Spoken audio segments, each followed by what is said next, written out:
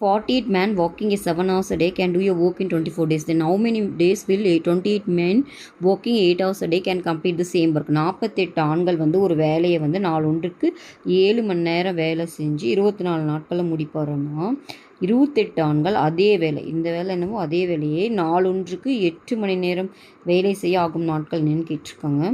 So இந்த மாதிரி நம்ம 3 டேட்டா வந்தாவே என்ன ஃபார்முலா யூஸ் பண்ணுவோம்? P1 H1 D1 divided by W1 which is equal to P2 H2 D2 divided by W2. ஓகேவா?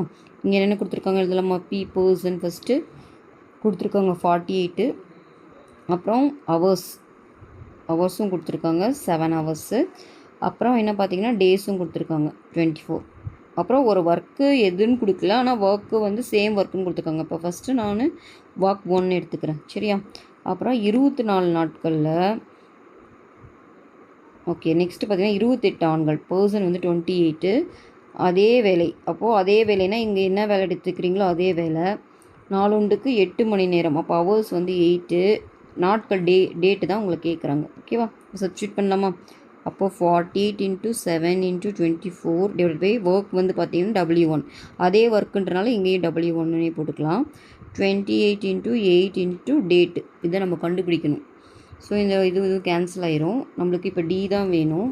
So 48 × 7 × 24 divide by 28 × 8. ஓகேவா? 8 டேபிள் கேன்சல் பண்ணிங்கன்னா இது 1 டைம், இது 6 டைமு. 7 டேபிள் கேன்சல் பண்ணிங்கன்னா இது 4 டைமு. இது திரும்ப கேன்சல் பண்ணிங்கன்னா 4 டேபிள் 1 டைம், இது 6 டைம். 6 × 6ன்னு வருது. அப்போ 36 டேஸ். அப்போது வேலையை முடிக்கும் ஆகும் நாட்கள் எவ்வளோன்னு பார்த்தீங்கன்னா 36 டேஸ். ஓகேவா?